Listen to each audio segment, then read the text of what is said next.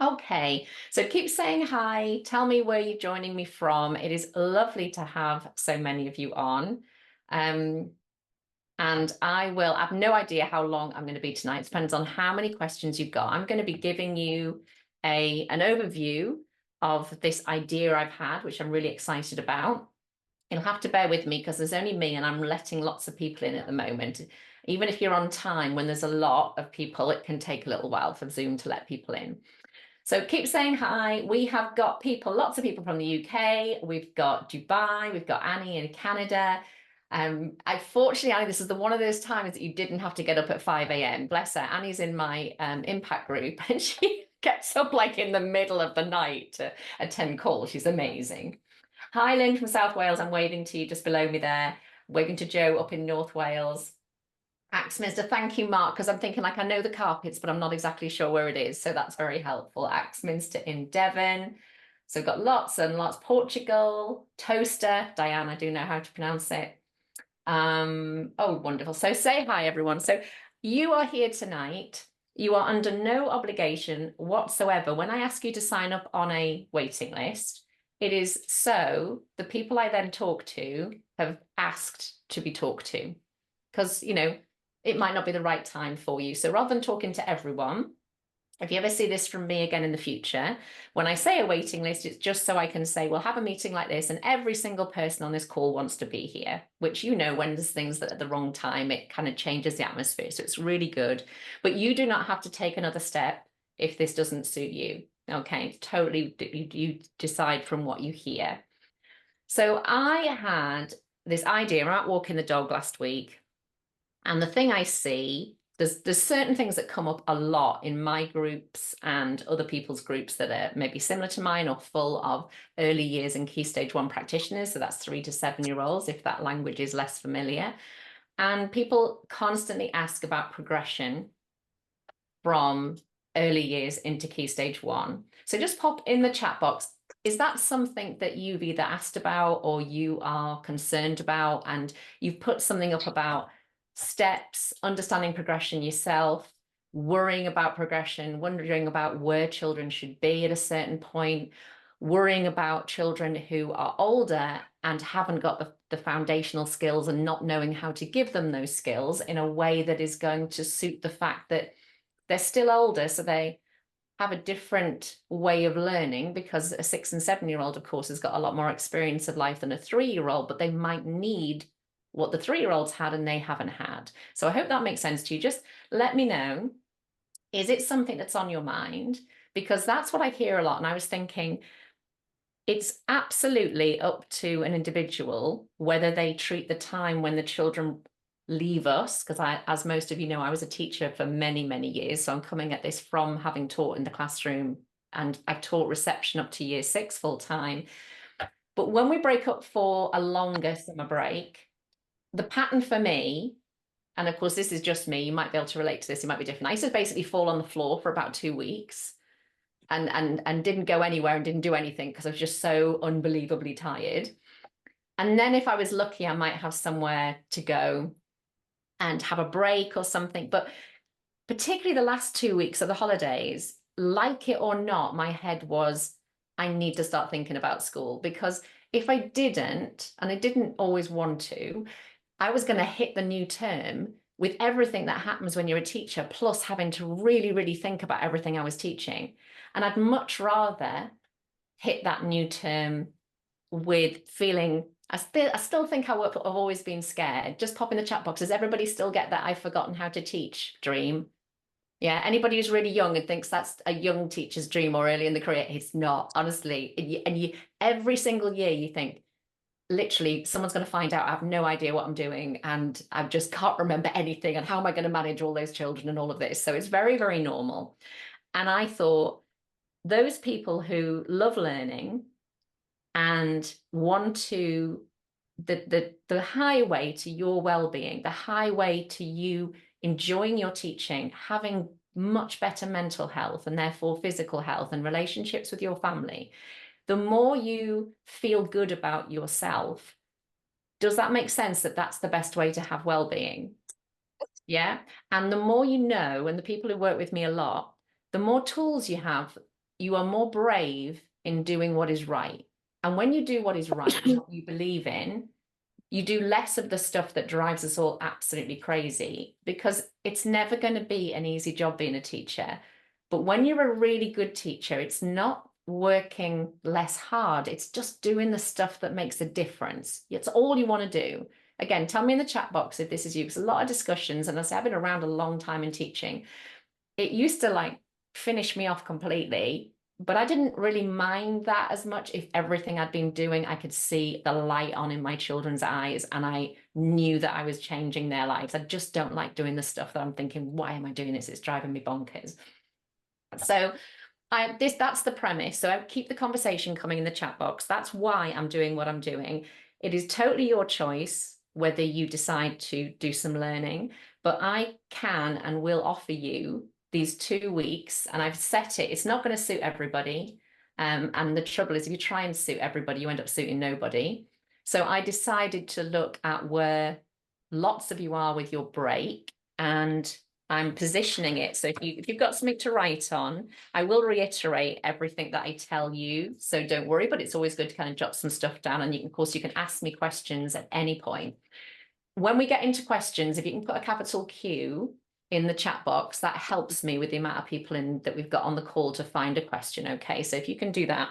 But I am going to launch this challenge. No, I'm not going to call it a challenge. No, what to call it? We said summer school on the 19th of August, which is a Monday. And I'm going to run it through to the following Sunday, which is the 1st of September.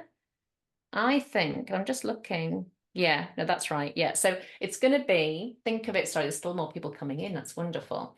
Think of it as Monday to Friday and Monday to Friday, with the weekend in between without me coming on. My plan is so just everybody mute, please. Can you just double check everybody? Thank you. My plan is to come on for half an hour a day. So I said it's going to be intensive. And rather than seeing that as intensive, I'm going to take up 12 hours or 24 hours a day. It's more that I'm going to come on and do what I'm doing tonight. I'm just going to come on and go, this is what we're going to look at. This is what we need to do. This is what we need to know. And it's going to be like chunk, chunk, chunk from me. It will always be recorded.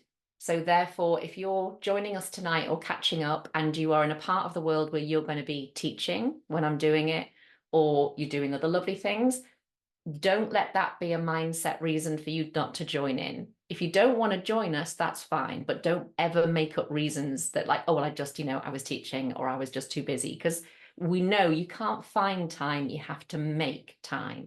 Is everyone happy with that? If you decide to take up running, for example, the time you decide to go running, you were doing something else in that time up until that point. You will have to stop doing that and start running. And we get a lot of kind of mindset stuff that trips us up. So I'm going to look at 9:30 till 10 o'clock on those 2 weeks. My thinking behind that is I don't want to start at 9 because I sleep really badly. And even if I commit to 9, I'm just going to regret it. So 9:30, I'm thinking, is as long as I've got a coffee, I think I can be on top form. Those of you with children, whether they are, well, teenagers, you got it made, haven't you? Because they're never going to show up till the afternoon. So that's fine. If you've got little ones, I thought at that point in the day, they might still be doing stuff that they might just let you do your own thing. If you're planning a day out with the family, hopefully it will work. So I've thought about this carefully. 9:30 till 10. You will also have, I'll get into the nitty gritty of what you're going to get, but this is just the organizational stuff. You will also have a pop-up group, a pop-up Facebook group. I know not everybody chooses to be in Facebook, and it is a choice. What you can do if you don't want to be on Facebook is just join the pop-up group with a family member's account during this time. There are ways around this, yeah. But the lovely thing about a pop-up group, or if you've ever done a challenge with me, the community in there is amazing. And you will need time to talk and reflect and share and stuff. And that is when you're really going to make a difference. That means we can keep my sessions short, intensive, and then we can, including me, spend time chatting in that group as well.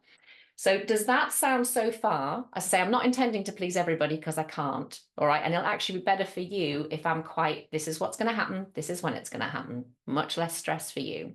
Okay. Sounds great. Okay.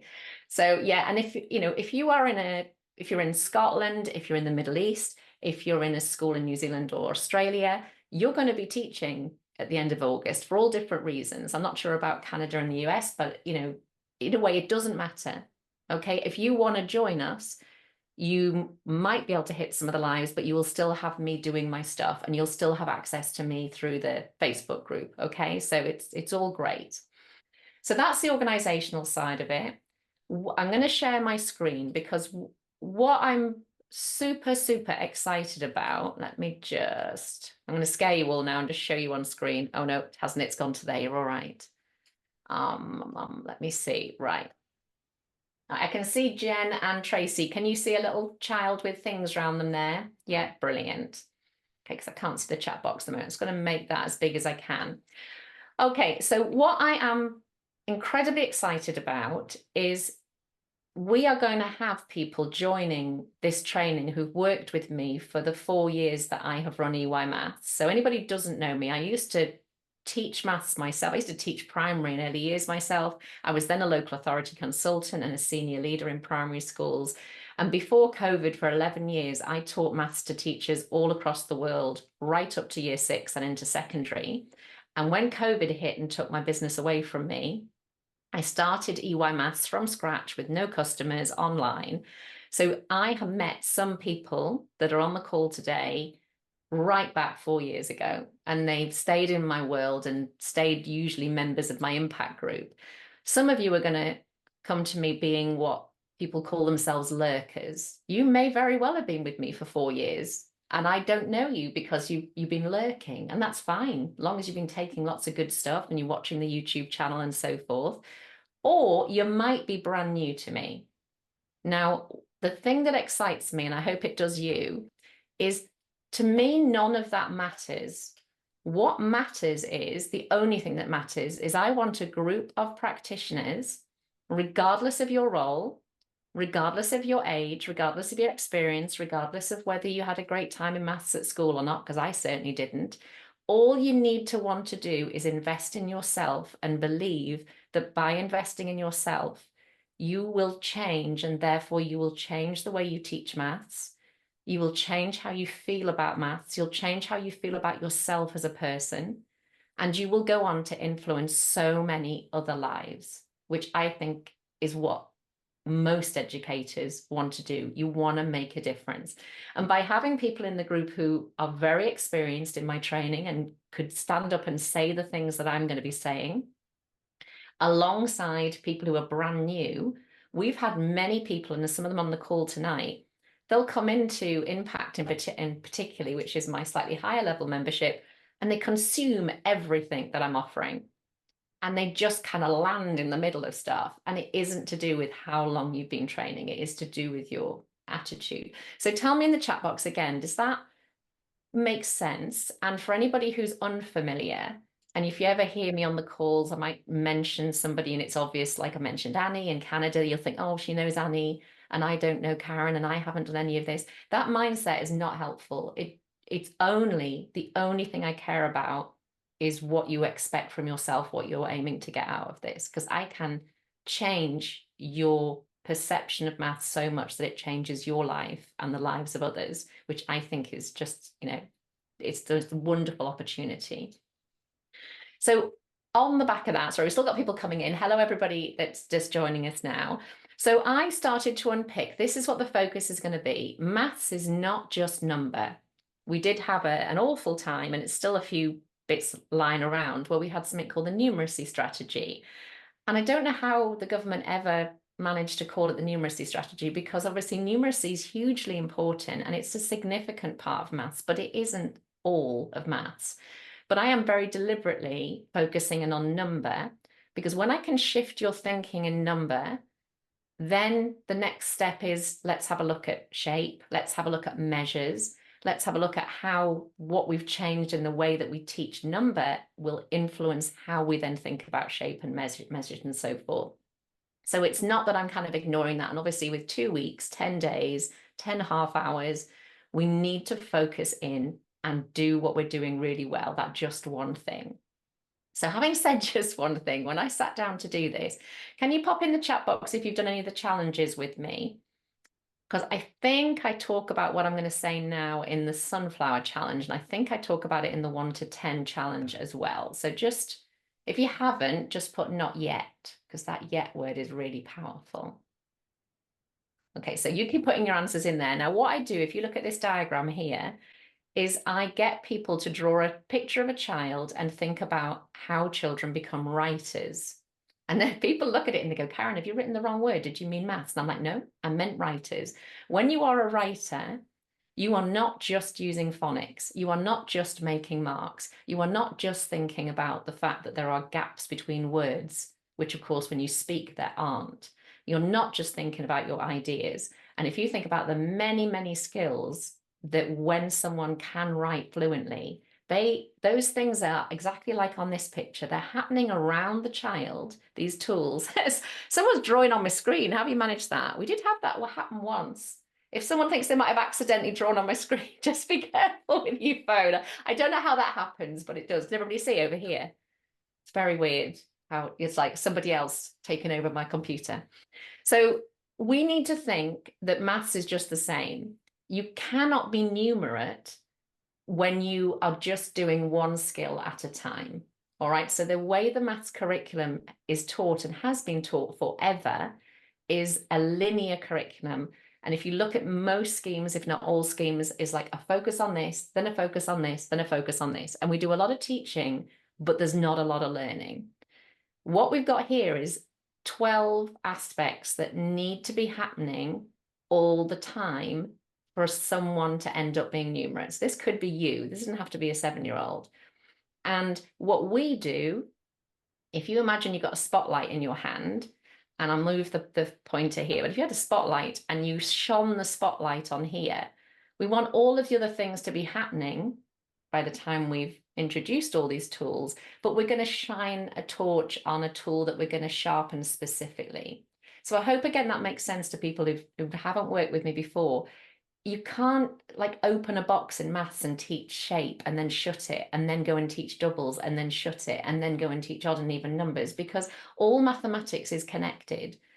And if you teach it in an open and shut way, you're trying to teach far more than there is and making it a lot harder for you and a lot harder for them. So this is what I aim for here. So what I'm going to do, I won't go into it in too much depth today, because, you know, if you choose to come and join me, this is what we're going to do. So I've labeled these from 0 all the way around and thought about things being in an order. So we've got, what would I say children need to encounter first? And then if I just come off the share, I'll have to wave my arms around to do this. You've got that child in the middle and all the things. But if you take one of those things, excuse me, let's move the camera along a little bit because I'm looking the wrong direction. If you take an aspect like noticing, there is a trajectory in noticing. And that noticing of what a 0 to 3-year-old would do compared to what we might want a 5 to 6-year-old to do or a 20-year-old to do, there is a development step. Tell me in the chat box, does that make sense? So you've got these kind of big ideas, let's call them that. But within each big idea, there is progression. And we have to be careful with progression, because progression isn't always linear. It's a little bit like, yes, we're heading in one direction, but we might go up and down, a little bit back. Yeah. And again, it's messy, and it needs to be messy because that's the way we learn.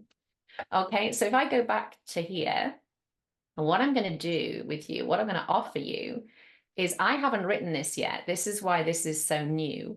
I am going to pull together all of the stuff that I teach and really think deeply, and all the research I use and all the documentation I use from other people. And I am going to create a trajectory. I do find that word hard to say, which is unfortunate because I'm going to have to say it a lot. But I'm going to create a trajectory for noticing, comparing, and describing from 3 to 7 years old. And that would be what I do one of my sessions on.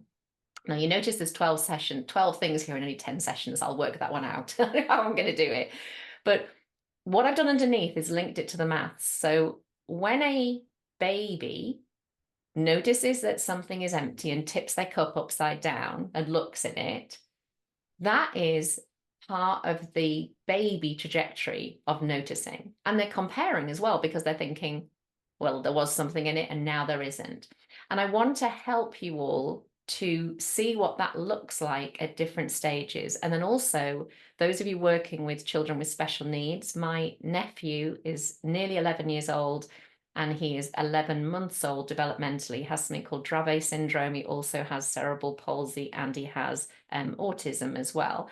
So when I look at the way he learns and what he can do and what he can't do, there are still trajectories there. And I just want to say that as well, just so that you know that my mind is so much on him, that what we can do to support you in supporting children where they're at is as inclusive as it could be. I'm just learning from spending so much time with him and seeing what he does and how he responds to things.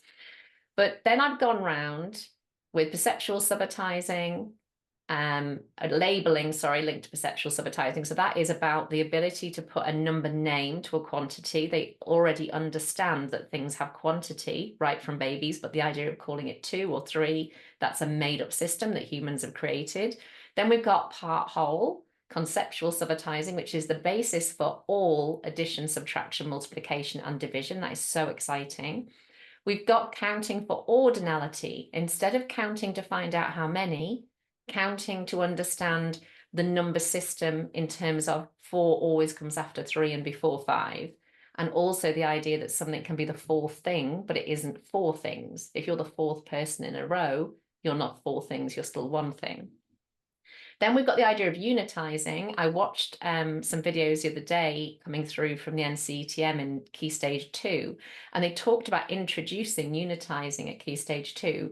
I'm going to introduce you to unitizing with your children age 3, because unitizing is just creating a group of a predetermined amount. So if you're with your child and you both want 3 strawberries, and you manage to identify 3 for you and 3 for them, and maybe their sibling comes along and you do 3 for them, that is a unit of 3. So there's no reason for this to be an idea that we hold on to until they're older. We need unitizing to understand that 10 is what our entire number system is based on. Part groups are 10, finished groups are 10, and finished and part groups are 10. So you'll learn so much about maths at your own level through this, and you'll love it if you haven't done this before. Then part whole to look at early calculation, looking at teen numbers up to 100 and beyond, even with children as young as 4 and 5. And if you've got, for example, nursery and reception together, so 3, 4, 5, we're not going to limit kind of keeping those low numbers, because it's all about just 10 being used over and over again. Equal and unequal groups, that one does come in right back here and with unitizing, but I was thinking about the foundations of multiplication and division. Connecting properties, so when we're thinking about odd and even, doubling and halving, that is when numbers have a special property, we give them a special name. It's what can a number do, or what can't it do, and we sort it. Then we've got, this will be new to lots of you, and this is probably my favorite area. It was the thing that I cared least about when I was at school. Algebra, I literally would be thinking, why would you have letters in maths? I don't even know about the numbers. And I wasn't scared of them. I was scared of fractions. I wasn't scared of algebra, because I thought, seriously, A's, B's, and C's, what's that about? Turns out that it is just amazing. And you cannot understand maths if you don't understand algebra, which is why I didn't understand maths for most of my life, it turns out. I'm going to introduce you to what algebra looks like with little tiny children, but not in a let's all, hothouse them so they can say really clever things that sound like they're 10. Do things that are about play and being outdoors and make complete sense to young children, but they will build the foundations of addition, subtraction, multiplication, and division for you as well as them. And then finally, connecting all of this, because we first met addition and subtraction here with our conceptual subitizing. For those of you teaching older children, it's how do we pull all that together to help our children fluently and easily work with calculation, both written and mental as well. So tell me in the chat box about, that's a little bit of whistle stop tour. Is this what you need? Is it what you want? because the hardest thing will be getting me off after half an hour. Honestly, it's a good job we got the pop-up group, because I could just keep going, because I just, the more we look, I want you to go away and just think, oh my goodness, I've just got the most amazing toolbox. And yes, I need to know how to use those tools better and better and better, but I know what the tools are and I know what I need. And the more you can get colleagues to join you. I did have a conversation with someone in the group earlier, and they said, oh, I've got to sell this to my colleagues. And I said, don't try and sell it to anyone. I know it's heartbreaking, but if you're not in a school or a setting, I'll talk about schools because that's going to have different age groups and, different year groups. But if you're in a school that doesn't recognize there's a problem with your 7 to 11-year-olds and their calculation, in that they're counting on their fingers and head nodding, if they don't recognize that issue, and then if they do recognize it, they don't recognize that we need to change what the teachers know, then they're not ready to be helped. It's so sad and frustrating. But when people are ready to be helped, that the knowledge that I am going to give to you will change the whole way your school operates, because that has always been my job. I was a whole school advisor, there to advise the senior leaders and how things are being done. And my job hasn't changed. It's just that I bespoke it to early years more these days. So that's there. Then what I have done that some of you have seen, because I've shared this in various forms. Now, I know this is super tiny and you're going to get a copy of this, but don't worry about getting your best glasses out. I'm just going to explain what's here if you haven't seen it already. So this is just for the English National Curriculum. If you don't use the English National Curriculum, that is not a problem, because maths is maths, okay? And you could easily do exactly the same thing. Someone said, oh, could you do this for the Welsh curriculum? And it's like, we could honestly do it together, because once you understand what I've done, you will do it so quickly and easily. So don't be turned off if you don't use the national curriculum, because it's not relevant. So here, 4 big ideas: perceptual subitizing, conceptual subitizing, counting for ordinality, and counting for cardinality. Now, you might not really feel comfortable or confident with what these words all mean yet. That's fine. That's exactly where I was, and that's exactly where everybody else on this group was. If that's your starting point, that the best thing you do is just honest and say, I don't know what that means yet. I don't deeply understand what that means yet. That's what we're here for. So what I've then done is put a foundation column, which, imagine this is the early years, and the early years 0 to 5, not the early years that starts just in reception, which seems to often be talked about. But all of the skills, so on here, I'll read a couple of them out for you: comparison, more than, less than, saying number names, recognizing symbols, concept images of on 5 frames and 10 frames of what numbers look like. That's all connected to perceptual subitizing. If you don't have this skill, you can't make sense of this. And then year 1 in the UK, not the UK, England, we have these statements I have taken from the national curriculum. I have not changed anything. So I have got all the statements and popped the ones that fit here in that section. And then I've done the same for our year 2 children. And here it's about using greater than and less than symbols, equal, numbers to 100, and so forth. Conceptual subitizing, I'll just pause there, look across. What do you notice about conceptual subitizing on this table compared to the other areas? Because we've got perceptual, conceptual, counting for ordinality, counting for cardinality. What's kind of screaming at you, even if you can't read what it says? This is a, what do you see and how do you see it? Yeah, so mass is more content. Look at that. And I'll tell you that in a nutshell, everything that is written in addition, subtraction, multiplication, and division and fractions in your curriculum, regardless of where it is in the world, all stems from conceptual subitizing. Conceptual subitizing is part whole. If you're going to understand that there are 5 2s in 10, and therefore 4/5 of 10 is equal to 8, because there's 5 2s, so that's fifths, and 4 of those 2s are going to be equal to 8, which is knowledge you wouldn't expect from our young children. That comes from finding 5 2s in 10.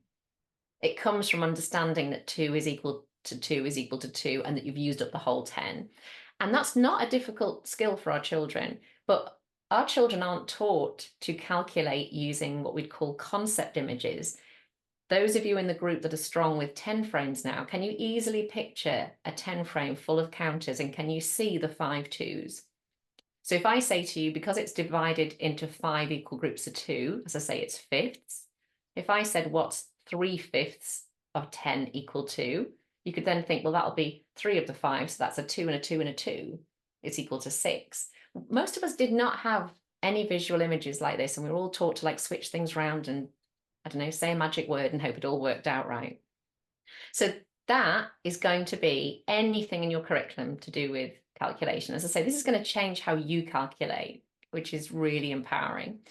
Then we've got counting for ordinality. So counting for cardinality is when I say, how many things have I got? 1, 2, 3, I've got 3 things. Now, my argument is you don't need to count 3 things because you should be able to subitize them. And when there are more than you can instantly see, you put them into 5 and 10 frames. So the image you see, which you only have to know numbers up to 10, the image you see tells you how much it is. There is never going to be a time where you're going to sit and individually count things when you could actually put them into a pattern. So the proof of that is anybody here who's ever had to count money at the end of an event. We don't do it very much these days, but we used to do it a lot. Anybody's got any sense when they're counting money creates, for example, groups of 10 pence using the things like 1s and 2s, and then they create things like pounds or 10 pounds, and they create all these little piles, and they even put the piles in a pattern. And if someone comes and interrupts them, they don't try and kill them because they've lost count, because they've got all these little groups in these patterns. Whereas if you don't do that and someone interrupts you, you're like, oh, I've lost count, I've got to start it again. Well, that grouping you're doing is how the base 10 system works. It's how place value works. And it's all based on patterns and groups and unitizing, which is based on subitizing. So I don't think there's many times that you really need to count to find out how many. And the only examples we've come up with as a group are if it's a sound and you can't see it, then that sense that it's kind of gone, or if something's passing you, or if it's like pages in a book and it's going past. Counting for cardinality, when you imagine you're turning the pages and you're saying 1, 2, 3, 4, that seems to make sense. That's quite hard to subitize because you can't see the pages that have already gone. You still need subitizing, however, to understand that the page 4 represents the whole number so far. It's not just the 4th page, it's all of them. That's again your subitizing skills that teach you that. But there are many, many reasons right from the start why you need counting for ordinality. So all the people in my groups that work with me all the time, I recommend that you sing songs and rhymes and use stories and games that have number names in them in order every single day. Partly to keep you sane, because that's what we all do when we're trying to herd cats. We're like, oh, come together and we'll sing a song. But they need those number names in order to be able to label the groups that you're teaching them. And also there's rhythm, there's pattern. It's just a really nice thing to do as well. So we've got here counting steps of 2, 3, 5, and 0. So it's noticing patterns and so forth. But there is a lot of connections between what happens here and what happens here. All right, I'm going to come off the share. What do you think so far?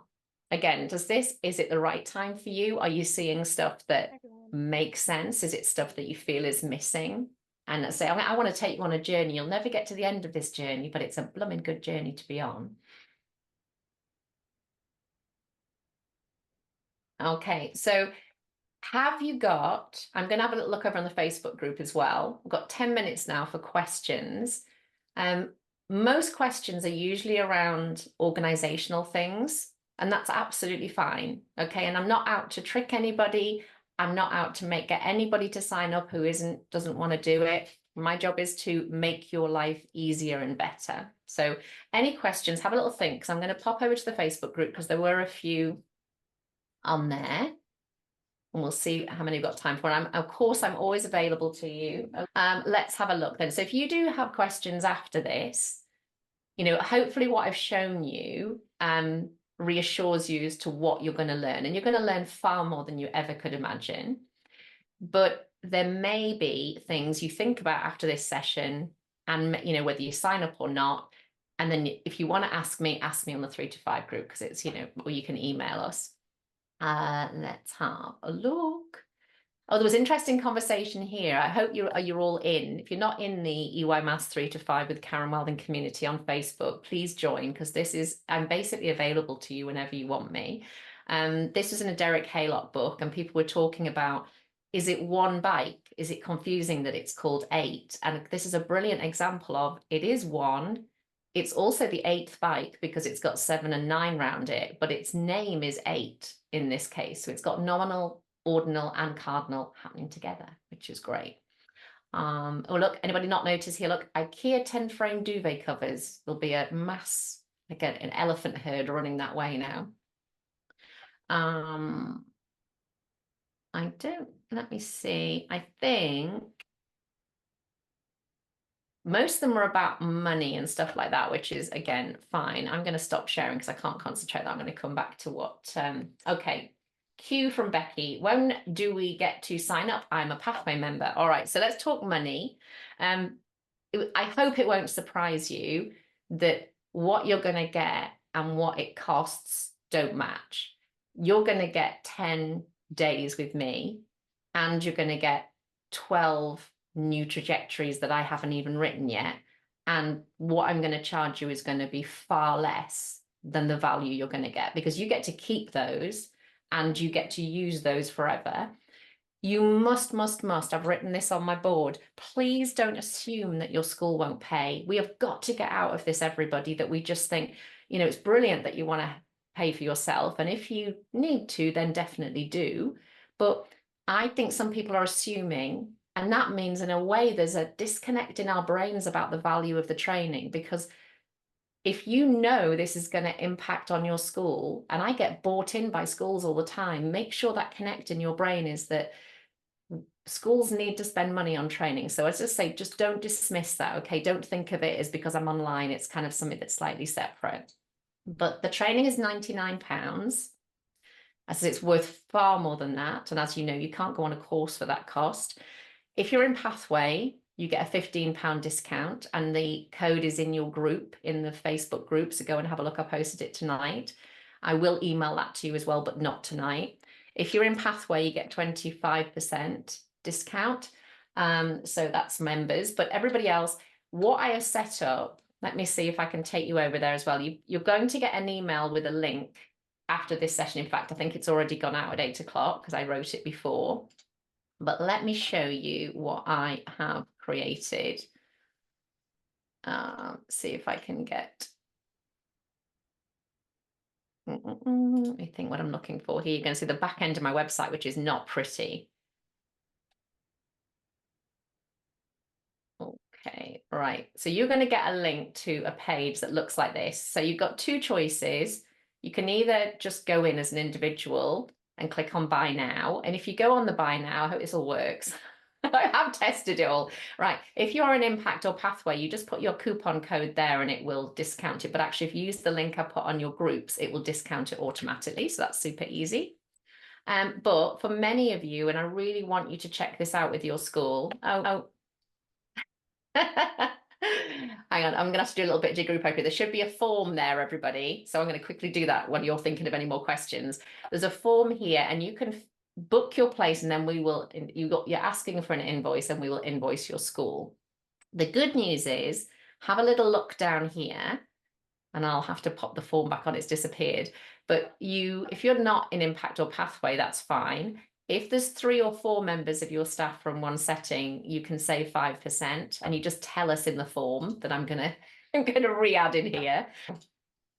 Okay, so it looks like, and so if you've got any questions about this, please ask. It should all work beautifully, because I do everything, all the back end stuff myself like this. So just give me a thumbs up, Jen and Tracy. Can you see the £99? Okay, yeah. So this is what you were supposed to get.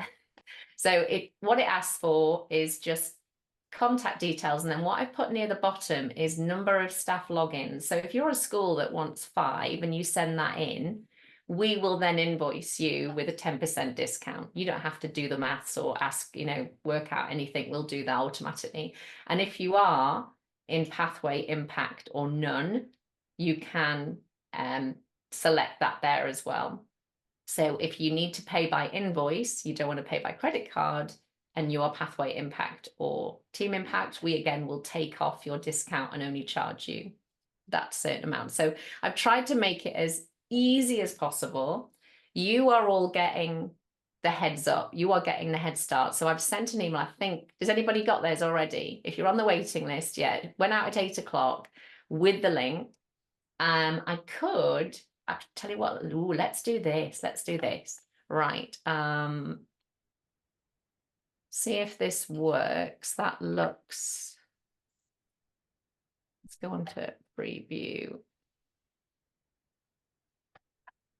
I'm just going to do it in a slightly different way. Just come off the share a second. What I will do, everyone, I say keep asking questions there. What I will do is I'm going to share the link to the page directly in the chat box, and then you can copy it.